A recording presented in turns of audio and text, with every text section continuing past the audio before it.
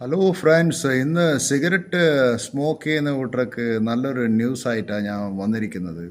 നിങ്ങൾ കേട്ടിട്ടുണ്ടാവോ, IQOS എന്ന് പറഞ്ഞ ഒരു സിഗരറ്റ് ഫിലിപ്പ് മോറിസൺ കമ്പനി അമേരിക്കയിൽ ലോഞ്ച് ചെയ്യാൻ പോകുന്നത്. FDA അപ്രൂവലിന് വേണ്ടി വെയിറ്റ് ചെയ്യാണ്. ഓൾറെഡി ഈ IQOS ജപ്പാനിലും ഗ്രീസിലൊക്കെ ഉണ്ട്. ജപ്പാനിലാണ് അത് 30% ആൾക്കാർ ഉപയോഗിക്കുന്നത്. ഇതെന്താ വെച്ചാൽ ഒരു ചൂടായ പുകയില ഉൽപ്പന്നമാണ്. ശരിക്കും എന്ന് വെച്ചാൽ ഈ പുകയില സിഗരറ്റിനേക്കാൾ കുറഞ്ഞ താപനിലയിൽ ചൂടാവും. ഇത് പുകയിലക്ക് പകരം എന്താ വെച്ചാൽ എയറസോളാണ് ഉണ്ടാക്കുന്നത്. അതുകൊണ്ട് അതിന് പുകയുണ്ടാവില്ല. അപ്പോൾ ഈ കമ്പനി പറയുന്നത് കുറേയും കൂടി സേഫറാണ്, അതിൻ്റെ കെമിക്കൽസ് വളരെ കുറച്ച് പുറപ്പെടുന്നുള്ളതും.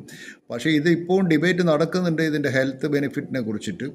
അപ്പോൾ ഈ സിഗരറ്റ് വലിക്കുമ്പോൾ രണ്ട് സംഗതി കിട്ടുന്നു. ഒന്ന്, അത് ബ്രെയിനിൻ്റെ തലച്ചോറിനെ ദോഷകരമായി ബാധിക്കുന്ന ഒരു സംഗതിയാണ്. രണ്ടാമത് നിക്കോട്ടിൻ അഡിക്ഷൻ, ക്യാൻസർ ഇതുപോലുള്ള രോഗങ്ങളൊക്കെ ഉണ്ടാക്കാൻ. പക്ഷേ ഈ സിഗരറ്റിന് FDA അപ്രൂവ് ഒന്ന് കണ്ടു